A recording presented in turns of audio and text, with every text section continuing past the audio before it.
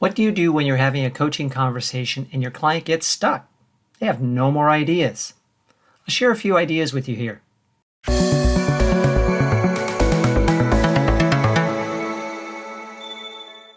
We've all had it happen. We're moving along nicely in a coaching conversation. The client is coming up with some ideas that they could work on. We're thinking about how that might play out. And then the conversation comes to a stop. We ask them what other ideas they have, and they say, I don't know. I don't have any other ideas. What do you think?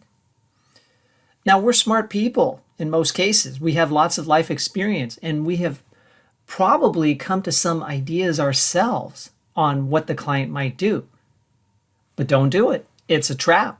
You don't want to share your ideas the first time your client throws up their hands. We try not to share ideas or advice in any coaching situation, and especially not the first time the client asks.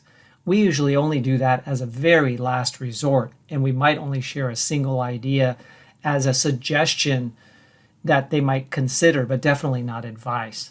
So coming back to that point where the client says, I don't know, what do you think? Here are 3 techniques that you might use in a situation like that. The first technique is to say, think of a mentor that you highly respect and trust. What advice do you think that person would give you in this situation? That will get the client thinking about another person's perspective. And that person they know pretty well, so they might be able to get into the head, so to speak, of that other person and look at this situation and come up with a new idea. Another technique is to ask, if you were giving yourself advice in this situation, what would you suggest? Now, this is an interesting one because they're giving themselves advice and they've already been coming up with ideas. And yet, when you ask a question like this, what it does is it enables them to perhaps think more boldly. Sometimes you have a client who is thinking very conservatively about what they might do in this given situation. If they were to give themselves advice, sometimes they would tell themselves to do something that they might be hesitant to talk about. But now that you've presented this as a way of thinking anew about the situation, they may come forth with that bold idea.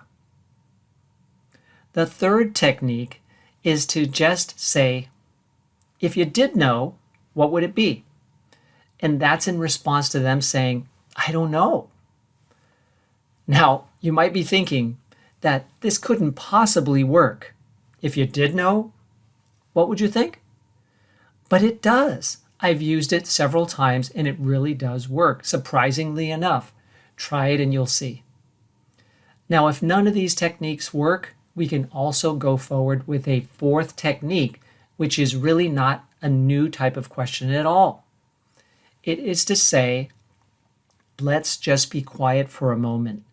Just let your mind be still and think. When we allow the silence to enter into the space for a prolonged period and your client just has time to think this through a few more times, oftentimes a new idea will emerge. So the next time your client gets stuck in a coaching conversation and they are eagerly asking you for your own thoughts, use one of these techniques instead, and I think you'll get the client unstuck and the conversation will move forward again. If you have your own ideas about how to get a client unstuck, please post them in the comments. I'd love to hear about them. If you have questions, please post those as well. I get back to everyone who comments here. If you'd like to email me, you can email me at michael@bayareaexecutivecoach.com. And if you'd like to learn more about my accredited coach training program that can be conducted online or in person, please visit bayareaexecutivecoachtraining.com.